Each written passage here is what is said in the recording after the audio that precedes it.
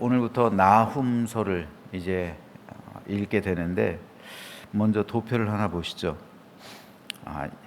이사야 선지자부터 한번 보겠습니다. 이사야 선지자 활동 시기 주전 739년에서 685년 남유다에서 활동을 했고요. 미가가 뒤를 이어서 737년에서 690년, 그 다음이 바로 나훔이에요. 그런데 미가 선지자하고 나훔 선지자의 사이는 약 30년의 간격이 있습니다. 그러니까 나훔 선지자는 이사야와 미가로부터 한 세대 뒤의 선지자예요. 663년에서 612년 남유다에서 활동했습니다. 그 다음이 스바냐예요.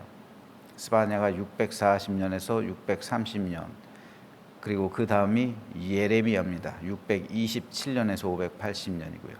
그리고 그 다음이 하박국 610년에서 599년. 그리고 그 다음부터 또 이렇게 쭉 이어지게 되는데, 오늘은 여기서 나훔 선지자, 미가와 스바냐 사이에 있었던 나훔. 그런데 이 나훔이라는 선지자는 조금 특별해요. 어떤 면에서 특별하냐면은 구약 성경, 즉 선지서들 가운데 문서 선지서라고 그래요. 기록되어 있으니까 이제 문서 선지서들이죠. 이 문서 선지서들 중에서 이방 민족과 국가를 대상으로 예언한 선지자가 있어요. 3명 있습니다. 첫째가 요나예요. 둘째가 나훔, 그리고 셋째가 오바댜입니다. 요나와 나훔은 아수르를 대상으로 하나님의 메시지를 전해요. 그리고 오바댜는 에돔을 대상으로 전하고 있어요. 그런데 요나와 나훔의 차이가 있어요. 요나는 나훔보다 약 100년 앞서요. 한 세기 앞서는 선지자예요. 요나가 활동했던 시기, 나훔보다 약 100년 정도 앞에서 활동을 했고, 요나는 직접 하나님의 말씀에 따라 니느웨로 가요. 그리고 니느웨에서 선교사적인 그런 활동을 해요. 그래서 하나님의 심판을 전하고, 그로 인해 니느웨 백성들이 회개를 하잖아요. 그래서 하나님의 심판이 중지가 됩니다. 그런데 나훔은 똑같이 하나님의 심판을 아수르 제국에게 전해요. 그런데 아수르로 가질 않아요. 남유다 땅에서 전하고 있어요. 이 차이는 뭐냐면은, 하나님께서는 요나에게, 아수르 민족에게 기회를 주신 거예요. 하지만 그들은 잠깐 동안 회개했을지 몰라도 그들의 삶을 반복해요. 그리고 전 세계, 즉 그 당시 고대 근동에 있던 주변 족속을 굉장히 혹독하고 잔인하게 정복해 나갑니다. 그에 대한 심판을 하나님께서는 나훔 선지자를 통해서 선포하게 하신 것이고, 그 뒤로 용서가 없는 거예요. 그래서 이 아수르 제국은 나훔이 나훔서를 썼던 시기를 학자들은 대략 630년으로 봐요. 주전 630년. 그로부터 약 20년 후에 아수르 제국이 실제로 멸망해요. 하나님의 말씀이 나훔을 통해 성취되는 겁니다. 나훔서 리포트를 한번 보죠. 나훔은 안위 혹은 위로라는 뜻이에요. 즉 위로자라는 뜻이 나훔이에요. 그 참 좋은 뜻이에요. 하나님이 하나님의 백성을 위로하신다라는 의미, 나훔입니다. 출신 지역은 예루살렘과 가사 사이에 위치한 엘고스. 미가는 가사 지역이었죠. 그래서 천대받는 그런 지역 출신이라고 했는데, 나훔은 가사 사이, 그러니까 예루살렘과 가사 중간에 있기 때문에 정통 유대 지역입니다. 엘고스란 지역이고요. 활동 연대는 663년에서 주전 663년에서 612년 사이. 왜냐면은 왜 이 시기를 추정할 수 있냐면요. 애굽의 노아몬, 지금의 테베예요. 성경엔 노아몬으로 기록하고 있는데 노아몬이 멸망했던 연도가 주전 663년이에요. 그런데 이때 일을 과거 일로 기록하고 있어요. 나훔서에서는. 그러니까 과거에 테베가 노아몬이 멸망했었다라는 이 기록을 적고 있는데, 그러니까 그 후잖아요. 당연히 기록 연대가. 그리고 니느웨의 멸망을 기록하지 않고 있어요. 멸망할 것이다, 하나님의 심판을 받아서 너희들 멸망할 것이다 라고 미래형으로 말하고 있는 걸로 봐서 니느웨의 멸망이 612년, 주전 612년이고요. 정확하게 모든 것이 다 멸망한 건 609년이에요. 두 번째, 니느웨가 멸망한 것은 612년이고 아수르 제국이 완전하게 하란해서 바벨론 제국에 의해 완전히 항거가 끝난 것이 609년이에요. 근데 니느웨의 멸망을 기록하고 있지 않아요. 멸망할 것이다, 미래형으로 되어 있어요. 612년. 그러니까 663년에서 612년 사이에 기록한 것으로 알고 있는데 대부분 학자들은 630년으로 여기고 있습니다. 나훔서의 수신자는 아수르에 대한 하나님의 심판 예언을 남유다 사회를 향해 선포하고 있는 거예요. 이것이 중요해요. 한번 지도를 하나 보시죠. 아수르 제국입니다. 아수르 제국인데 좀 진한 초록색은 아수르 제국이 이제 연도에 따라 달라졌어요. 뭐 초기가 있고 중기가 있고 저 말기가 있어요. 저 이제 중기 때는 한참 824년 정도 한참 강성했었는데 이제 아수르 제국 최후의 시기, 지금 멸망하기 전까지 오면 굉장히 지역이 애굽까지 정복해 버리잖아요. 저렇게 커요. 큰 제국을 이루었어요. 그런데 아수르 제국은 한마디로 공포 정치를 행했던 나라예요. 무자비한 살육, 아나무인격의 억지, 아주 파렴치한 행동, 그리고 속임수, 그 위에 세워진 피해 제국이에요. 피정복국에 대해서 광적이고도 야만적으로 살육을 행했어요. 과도한 학대와 착취로 주변 나라들을 공포로 몰아넣었어요. 아수르인들은 전쟁을 하면서 적국을 완전히 초토화시킵니다. 모든 문명을 파괴해버려요. 흔적도 남기질 않아요. 피정복국에서 혹시 있을 수 있는 반란을 방지하기 위해서 혹독하게 피정복국을 잔인하게 다스리는 것으로 유명했습니다. 주변 국가들과의 조약여 밥 먹듯이 어겼습니다. 대국에 걸맞지 않는 속임수를 사용했고요. 화친과 투항 의지를 밝힌 민족을 완전히 파괴해버려요. 북이스라엘의 10개 지파가 역사 속으로 사라진 것도 우연이 아니에요. 그만큼 혹독하게 다스렸고요. 그리고 피를 섞었어요. 민족 말살 정책을 이행했다고요. 민족성을 그냥 그대로 보존하게 두질 않아요. 그냥 피를 섞어버려야 돼. 그리고 신앙을 섞어버려요. 그래서 북이스라엘 10개 지파가 사라진 거예요. 아수르가 이렇게 잔인한 공포 정치를 행했던 나라입니다. 그렇기 때문에 이미 북이스라엘이 아수르에 의해서 정복된 이 상황에서 이와 같은 아수르의 존재와 위협은 당시 남유다 백성들에게는 극도의 공포로 다가오고 있는 거예요. 실제로 701년에 아수르가 남유다를 둘러싸잖아요. 히스기야가 하나님 앞에 기도함으로 극적으로 아수르 군사 18만 5천 명의 대군이 죽임을 당하죠. 그때 활동했던 선지자가 미가잖아요. 미가 700년의 미가 선지를 썼잖아요.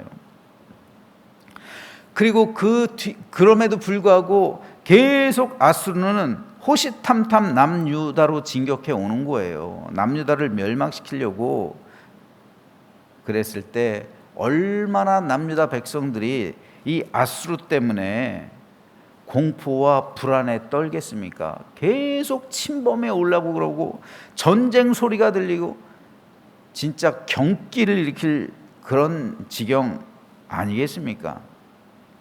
이런 상황에서 하나님께서는 나훔 선지자를 보내는 거예요.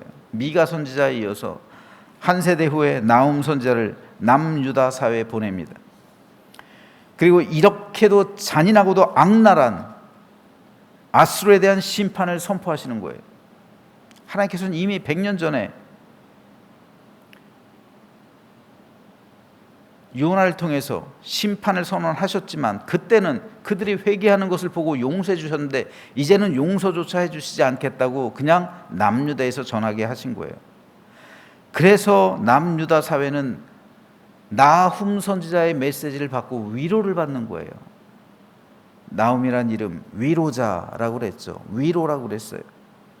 하나님은 나훔 선지자를 통해서 남유다 백성에게 나훔을 주셨던 거예요. 즉 위로를 주셨던 거예요. 참 나훔 선지자의 이름이 좋아요. 위로자, 위로하는 사람.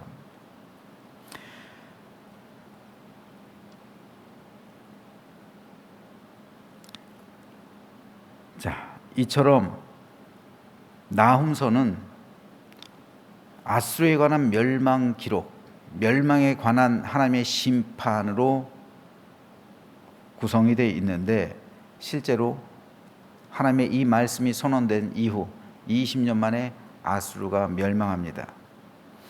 이렇게 나훔서는 3장으로 되어 있는데 오늘 우리가 읽은 1장 말씀은 이렇게 구성되어 있어요.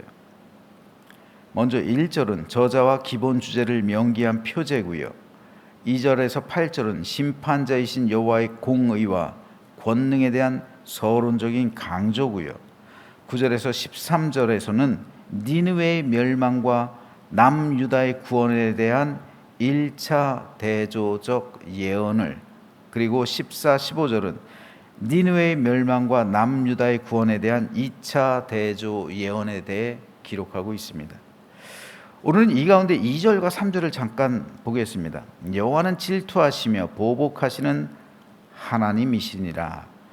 여호와는 보복하시며 진노하시되 자기를 거스르는 자에게 여호와는 보복하시며 자기를 대적하는 자에게 진노를 품으시며 여호와는 노하기를 더디하시며 권능이 크시며 벌받을 자를 결코 내버려 두지 아니하시느니라. 여호와의 길은 회오리 바람과 광풍에 있고 구름은 그의 발에 티끌이로다. 이것이 바로 아수르 제국을 향한 하나님의 심판의 말씀입니다. 하나님께서는 3절처럼 노하기를 더디하세요. 권능이 크세요. 그래서 요나를 보내신 거잖아요. 그러나 그들이 100년이 지나도록 변하지 않아요. 그리고 도리어 하나님의 백성 북이스라엘을 멸망시켰어요. 그죠? 거기도 모자라서 남유다까지 멸망시키려고 하고 있는 거예요. 그러므로 이들은 벌받을 자들. 그래서 하나님께서는 결코 내버려 두시지 않는다는 거예요. 하나님께서는 북이스라엘을 멸망시킨 것으로도 모자라 남유다까지 삼키려고, 남유다를 멸절시키려 하는 그 아수르를 보고서 2절에서 여호와는 질투하시며 보복하시는 하나님이시다. 여호와는 보복하시며 진노하시되 자기를 거스리는 자에게 여호와는 보복하시며 자기를 대적하는 자에게 진노를 품으신다. 아수르를 향한 거예요. 하나님은 하나님의 백성 북이스라엘이 멸망한 것, 그리고 남유다를 괴롭히고 남유다를 호시탐탐 노리고 침범해오는 아수르를 마치 자신에게 대한 도전으로, 그리고 자신을 침범한 것으로 하나님께서는 동일시했던 겁니다. 그래서 질투하시며 보복하신다 라고 말씀하시는 거예요. 아수르 민족은 이렇게 따져 물을 수가 있겠죠. 우리가 언제 하나님에 대해서 대적을 했습니까? 우리가 언제 하나님에 대해서 모욕을 했습니까?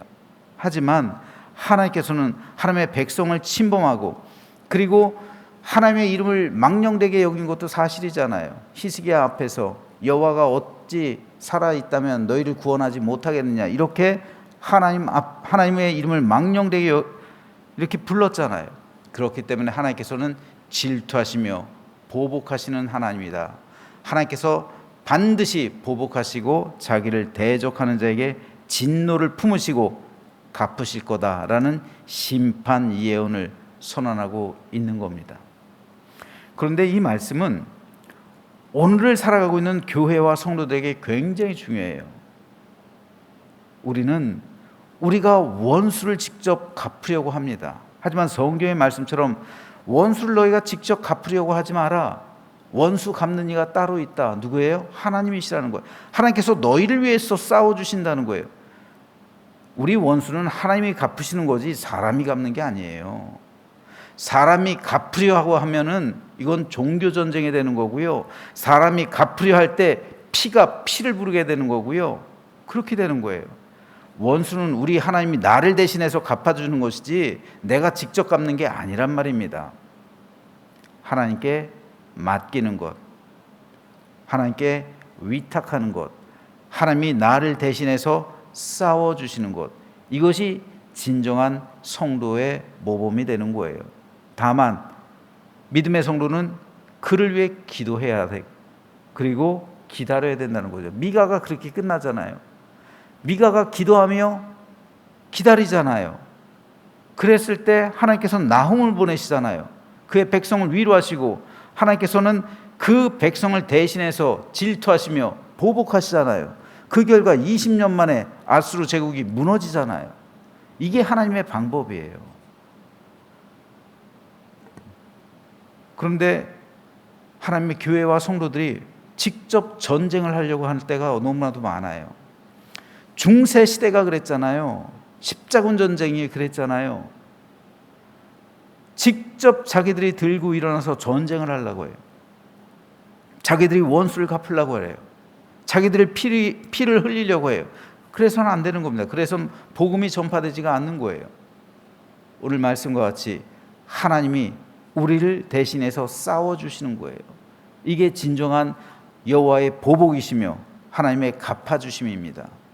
그러므로 오늘 우리들 이 세상 살아갈 때 억울함을 당할 때가 많아요. 오죽하면 기독교의 역사는 피의 역사라는 말이, 순교의 역사라는 말이 있겠습니까? 그런데 그렇게 피를 흘릴 때, 순교 당할 때 힘이 없어서 순교 당한다라고 하기보다는 하나님의 뜻에 맡기기 때문에 하나님의 뜻대로 살아가기 위해서 우리가 피를 흘리는 거예요. 그러나 그 순교의 현장에서 피의 열매가 자라는 거예요. 그리스도의 피가, 그리고 순교자들이 흘린 피가 교회의 씨앗이 되어서 많은 사람들의 생명을 살리는 거예요. 이슬람 세력처럼 혹은 중세 기독교처럼 자기들이 직접 칼을 들고서 남의 피를 흘려서는 절대 교회의 성장은, 교회의 부흥은, 하나님의 복음의 역사는 있을 수가 없는 겁니다. 원수 갚는 것이 내게 있으니, 원수 갚는 것은 하나님께 있는 거예요. 하나님께서 오늘 나훔을 통해서 원수를 갚아주심으로 이스라엘 민족을 위로해 주시잖아요. 그러므로 오늘 우리들 억울함을 당할 때가 많습니다. 성도들이 억울함을 당할 때가 많아요. 교회도 세상에서 억울할 때가 많아요. 하지만 그때 모든 것을 하나님께 맡기고 미가처럼 기도로 기다린다면 언젠가 때가 되면 나훔처럼 위로해 주시고 하나님께서 보복하시고 갚아주실 날이 임할 줄로 믿으시기 바랍니다. 그래서 우리를 억울하게 하는 사람이 있어요. 그리고 내가 일어나서 그냥 치고 싶은 사람이 있습니다. 피를 흘리고 싶은 마음이 성도에게, 교회에게 있어요. 그러나 교회가 국가에 대해서 그렇게 행동하면 안 됩니다. 성도가 이웃에 대해서 그렇게 행동하면 안 됩니다. 성도가 타인에 대해서 그렇게 행동하면 안 되는 거예요. 피를 흘리면 안 되는 거예요. 모든 것을 하나님께 맡길 때 하나님께서 질투하시며 보복하시는 하나님이 되셔서 교회를 대적하는 부류들, 성도를 대적하는 사람들을 반드시 심판하실 때가 임할 줄로 믿으시면서 그때가 곧 우리의 위로가 되는 것이고요. 그때가 곧 그들에 대한 심판이 되는 거예요. 결국 세상 종말은 뭡니까? 하나님을 믿는 우리들에게는 예수님의 재림이 위로가 되는 거잖아요. 아멘 주 예수에 오시옵소서. 얼마나 그들이 세상에서 핍박을 당하면 죽기를 바라겠어요. 아멘 주 예수에 빨리 오시옵소서. 얼마나 곤고하고 힘들면은 빨리 예수님 재림했으면 좋겠습니다. 그렇게 말하겠습니까? 위로예요. 예수님의 재림은 위로입니다. 그와 동시에 안 믿는 사람들에게는, 불신자들에게는 예수님의 재림은 심판이에요. 그러므로 오늘 우리들 여호와께서 우리와 함께 하신다는 사실을 믿으시면서 우리를 대적하는 사람들, 우리를 대적하는 단체들, 우리를 대적하는 그 누가 있든 하나님께서 갚아주실 날이 이르리라는 사실을 기억하면서, 그때가 우리의 위로가 되지만 그때가 그들에게 심판이 된다는 사실을 믿으시면서 믿음으로 승리하는 우리 모두가 되시기를 주님의 이름으로 부탁드립니다.